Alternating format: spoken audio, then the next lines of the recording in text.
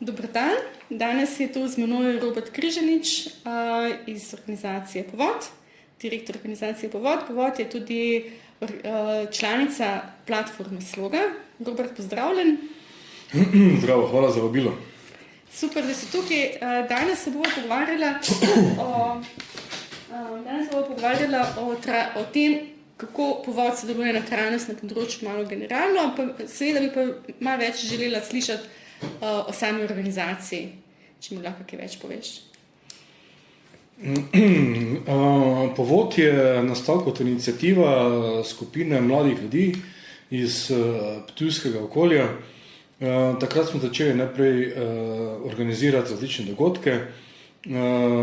Organizirali smo se zato, da smo pač tudi kot mladi, pa da smo vključevali druge mlade v različne aktivnosti. Začeli smo prijavljati se na različne razpise.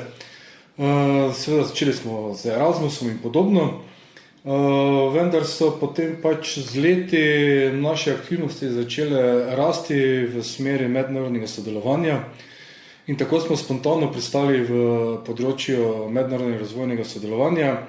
Vključevali smo se v različne mednarodne mreže, še vedno smo delovali lokalno, ampak seveda v povezavi z mednarodnimi organizacijami smo potem tudi te naše lokalne aktivnosti naredili tako, da so bile del mednarodnih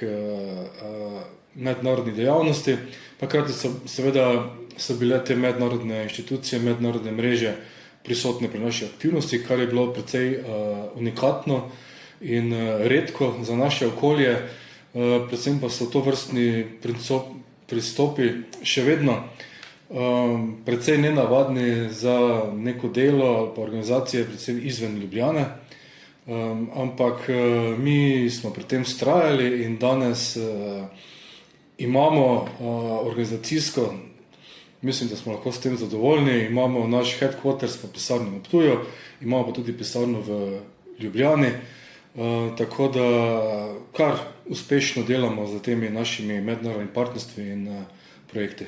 Lahko opišeš mogoče kakšen projekt zanimiv? No, glede na to, da se pogovarjam predvsem v smeri trajnosti danes, trajnost je ena glavnih vsebinskih stebrov našega dela. Mi smo pred časom zaključili 2 DEAR projekta, to je Development Education Awareness Raising, to so pač dejansko največji programi za civilno družbo na tem področju globalnega učenja in mednarodnega razvojnega sodelovanja.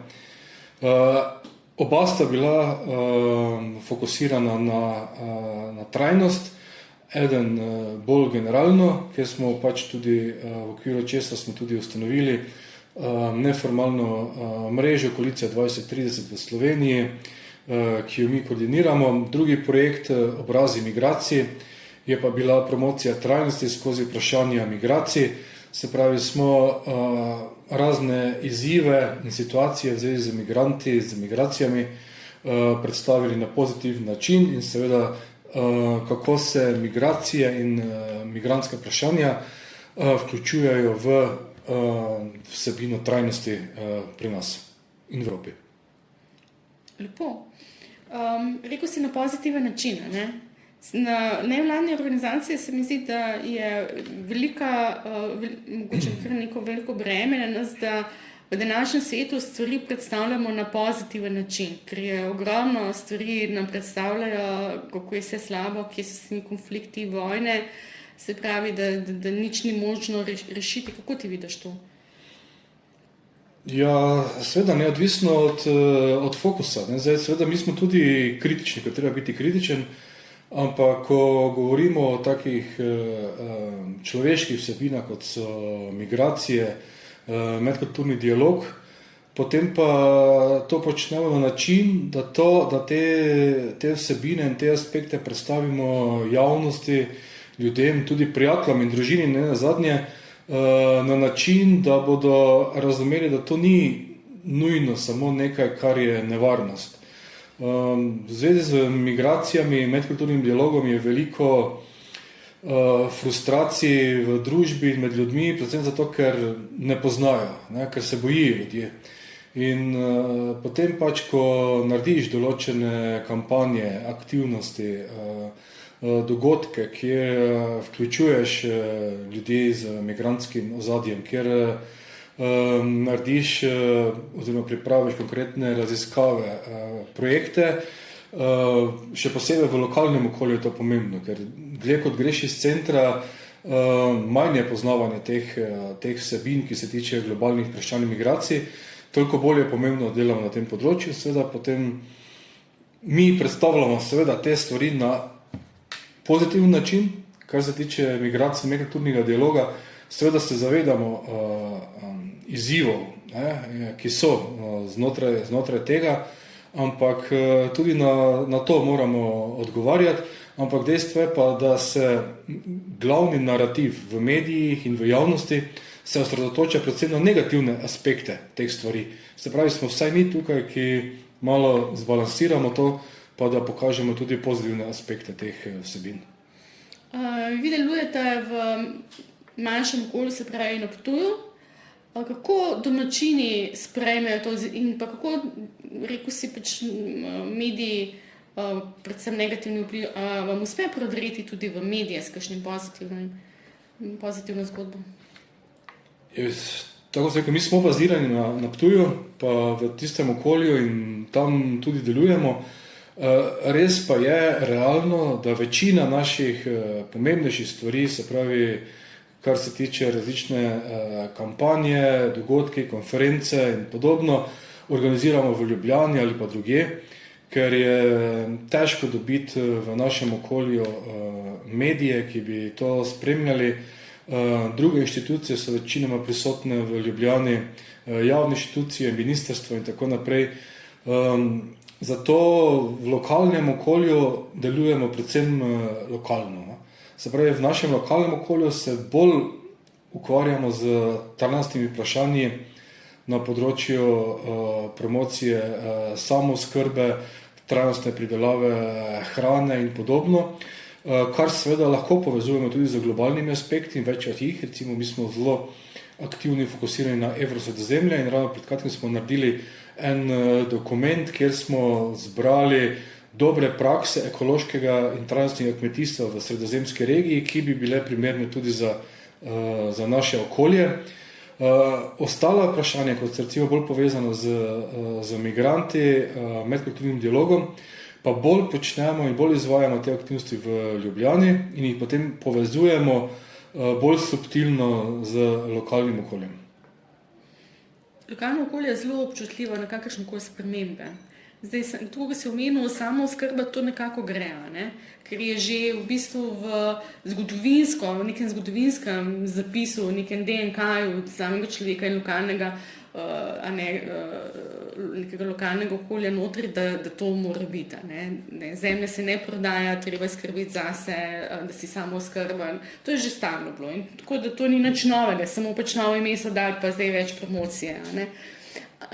Mladi, ki pa prihajajo zdaj, grejo ven iz mesta, grejo v lokalno okolje, grejo na kmetije, želijo biti nekje izven te betonske džungle, kjer je ni za živeti poleti, ko se to segreje in zdaj poletje so vedno bolj vroča. Želijo spremembe. Kako te mlade vi potem vpletete tudi v svoje delovanje? To je eno vprašanje. Drugo vprašanje pa mogoče še, ali vi sodelujete, kako vi gledate na sodelovanje nevladnega sektorja z zasebnim sektorjem in pa ali bi lahko bil, da bi bila neka nevladna organizacija, sploh ne zasebni sektor, ampak da bi bila neka skupnost, kjer bi pač počela nekaj za denar?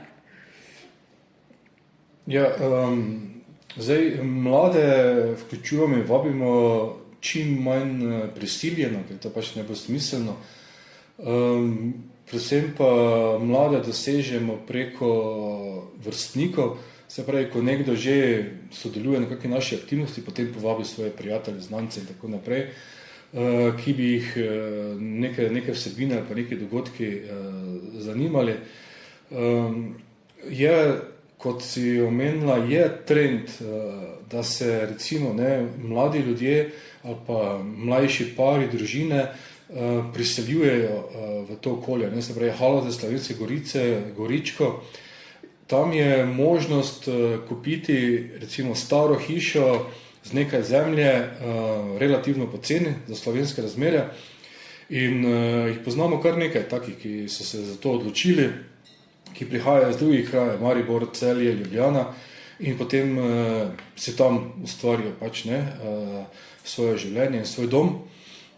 Tako da z nekaterimi takimi sodelujemo in potem na določenih projektih in aktivnostih so ti ljudje tudi, ki potem predstavijo svoj način življenja, svoje prakse, da se to da. Seveda to ni enostavno, ker večinoma ljudje, ki pridejo na vas, tudi nimajo znanja o tem, kako neke stvari narediti, kako kmetovati, kako pridelovati hrano, kako pridelovati zelenjavo, kako se ukvarjati z živalmi. Tako da skušamo spodbujati tudi neko povezovanje med tistimi, ki to že počnejo, pa tistimi, ki bi to radi. Recimo potem delamo dogodke na kakih kmetijah, recimo turističnih kmetijah, ki so znane potem, da res uporabljajo lokalne resurse in potem povabimo mlade pa druge predstavnike organizacij. Pa potem tudi poskušamo vključevati, koliko se le da povabiti predstavnika lokalnih skupnosti, da ti pridejo, da vidijo tudi, da lokalna skupnost sploh v teh bolj ruralnih okoljih mora vlagati v to, da bodo ljudje prišli, ker še vedno je trend izseljevanja iz ruralnih okolij, se pravi, še vedno se jih več izseli kot priseli, in zato je v bistvu tudi pomembno za lokalne skupnosti in občine, da promovirajo, dajo nek varen okvir, pa neko podporo ljudem, ki bi želeli razvijati. To je predvsem zaradi tega, ker dejansko ti ljudje grejo za službo. Glede na to, da Slovenija je zelo slabo povezana, voziš se po cesti po 5-6 ur z enega konca na drugega, a ne železnice delajo, vozi ali pa ne vozi. Če bo to malo hitreje, vsa zadeva bi dejansko bilo tudi bolj razprošeno poselitev. Tako da mladi verjetno bi se želeli, mlajše družine nekam v neko ruralno okolje, če bi prišlo do spremembe v glavah teh lokalnih oblastnikov, da je treba ustvarjati tudi neke druge poklice tam, ne samo klasične poklice, ki jih tam tista okolje lahko ponuja. To je večinoma res, kar praviš. Po drugi strani pa je tudi recimo v Halozah imaš ti možnost biti na kmetiji, ki je dejansko zelo blizu avtoceste. In se pravi, tista avtocesta pa potem dobro povezana, že si takoj potem Maribor, Zagreb in tako naprej. Tako da neke stvari so že, ampak je pa res, da pa še vedno v lokalni skupnosti, pa v občinah je pa potrebno postoriti malo več. Tako kot pri vsake stvari, tudi tu je pomembno od ljudi. Se pravi, nekateri ljudje, posamezniki v nekaterih občinah so zelo odprti za to in radi dajo pomoč, nekaterih drugih lokalnih okoljih in občinah pa se ljudje bolj ukvarjajo z drugimi stvarmi. Zdaj smo pa tukaj pri tem zasebnim sektorjem. Kar se tiče zasebnega sektorja, zato je zelo relativno. Po eni strani, če govorimo o eni idealni situaciji, bi morali mi kot svoj sektor, nevladniki, civilna družba, biti neodvisni od drugih aspektov, tako javnega kot zasebnega, in na ta način bi lahko najbolj iskreno pa kvalitetno delovali. To se če govorimo o eni idealni situaciji. Ampak ker smo v bistvu seveda po drugi strani tudi najbolj šibek sektor, moramo gledati, kako se bomo tudi z drugimi povezovali. Kot prvo, seveda, ker vsi skupaj smo družba. Se pravi, rabimo javni sektor, rabimo zasebni sektor in rabimo civilno družbo, da sobivamo in skupaj razvijamo naše okolje pa življenje. Je res, da bi mogoče morali malo bolj znati tržiti naše dejavnosti. Tukaj pa naletimo potem spet na en večji problem, da spet je percepcija javnosti do civilne družbe, nevladnega sektorja in organizacije taka, da vi ste tako ali tako neprofitni in po eni strani nam učitajo, da dobivamo veliko denarja, po drugi strani pa če pač neko aktivnost želimo zaračunati, pa nam spodnašajo, zakaj to zaračunavamo, ker smo itak neprofitni. Tada v bistvu veliko moramo delati na osveščanju javnosti.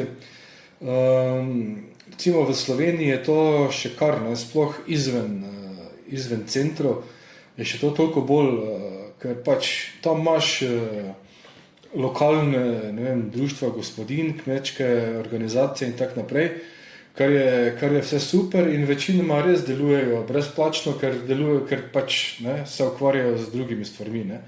Da bi pa se nekdo bolj strukturirano ukvarjal pač s civilno družbo in razvojem mehkih vsebin v družbi, to pa potem že mora biti preskok v glavi v lokalni skupnosti. Kar se tiče tudi sodelovanja z privatnim sektorjem. Zdaj, v Sloveniji je po moje to še malo težje. Mislim, da recimo, ko se pogovarjamo v kontekstu pa mednarodnega sodelovanja, je to mogoče malo lažje, ker lahko neko podjetje pa neka organizacija skupaj delate nekje na nekem terenu, seveda vsaka na svojem področju in vsaka iz svoje dejavnosti. Spravi, mi se ukvarjamo z ljudmi, s kulturo, potem odpiramo vrata, podpiramo dialog. Podjetja pa pač počnejo tiste svoje stvari in se od nas učijo in mogoče zaradi tega malo lažje delajo. Skupaj smo pa eni pa drugi, smo pa potem predstavniki Slovenije in na tak način ima Slovenija pa slovenska organizacija večjo kapaciteto, več znanja, več dostopa, slovenska podjetja pa seveda večjo perspektivo. Jaz se strinjam s tabo, tokle, kar si povedal, se strinjam s tem, da je treba predvsem veliko ozaveščati, da na nevladnem sektorju je pomembno to, da ozaveščamo vse okoli sebe, če tako poenostavim. Predvsem pa moramo ljudem povedati, da v nevladnem sektorju ne delujemo kar neki ljudje, ampak da so to vsi visoko izobraženi ljudje. Vsi smo več ali manj z univerzitetnimi izobrazbami to. In mislim, da se tega ne zavedajo ali pa ne želijo vedeti nekateri. In da moramo pač poudarjati, da mi smo strokovnjaki, tako kot je nekdo, ki dela v Kemičnem inštitutu, strokovnjak na svojem področju, mi smo strokovnjaki s svojimi izobrazbami na tem področju, kar počnemo. Seveda tukaj veliko je ekspertize v našem sektorju. Tudi ne glede na to na samo izobrazbo, ampak pač ljudje delujejo desetletja na nekem področju in imajo večje znanje, pa tudi mednarodne povezave, konec koncev, kot marsikdo v javnem sektorju. In zato bi to seveda... Ampak to moramo oglaševati, jaz mislim, da to bi se moralo ceniti veliko bolj, ampak to je očitno pač naša naloga, naša misija. Tako. Pač, ampak vedno pač trčimo od neke politične interese, in vse veš, pač politika je veliko demagogije in potem pač del politike seveda govori zelo negativno o našem delu pa o tem, kar mi počnemo in potem seveda, potem pač pride to med ljudi in potem pač ljudje to prevzamejo. Ja, mi ne smemo, mi moramo, če smo tako, postati na tem področju mogoče malo bolj aktivistični in dejansko naš glas bi se mogel več slišati. Strani jaz mogoče malo več pogrešam glas nevladnega sektorja, da je močnejši, da se ne upa... Ja, mogoče ne aktivistični, ampak aktivni. Aktivni, tako je. Ker aktivizem lahko ima tudi negativne prizvoke, odvisno pač na kak način. Ker se strinjam, bolj glasni. Bolj glasni, ampak to na različnih sferah. Mi skušamo delovati, mi delujemo vse, organiziramo dogodke v konferenčnih dvoranah, konference, delamo čisto lokalne delavnice, delamo raziskave, se pravi pripravljamo dokumente, priporočila za odločevalce, se pravi kompleksno, cel spekter moramo pokriti, čim aktivne in najbolj slabo, če bi pač tukaj res kot cel sektor v Sloveniji imeli eno konkretnejšo kampanjo na to. Tako je. Sem se absolutno strinjala s tem, mogoče na te točke lahko zaključiva, pa za konec samo povej, če bi še kaj povedal, da zaokrožil se najin pogovor? Ja, evo, zdaj smo se že 20 minut pogovarjali, ampak še veliko od tega, kar mi počnemo. Mi delamo že več kot 20 let, bili smo že na vseh kontinentih, zraven nesemo seveda tudi ime Slovenije, zraven nosimo tudi kapaciteto Slovencev, ki delamo na tem področju. Mi tudi prinašamo v Slovenijo projekte, tudi večje projekte in ena stvar tudi je, ne, da bi se morali mi bolj promovirati kot izvozniki, ne? Ker dejansko tako kot pač gospodarstvo, ki izvaža, ne, to je v bistvu čisti profit za državo, ne, pa za slovensko gospodarstvo. Tudi mi, ki pritegnemo sredstva iz tujine, dejansko je to, lahko bi ga dobil nekdo iz Nemčije ali pa z Portugalske ali pa kje drugje, ne, ampak dobimo mi v Slovenijo, ne. Se pravi, tudi ta aspekt bi se moral bolj upoštevati pa spoštovati. Hvala, Robert, za današnji pogovor. Tako da lahko zaključujem. Hvala ti. Hvala za vabilo. Hvala.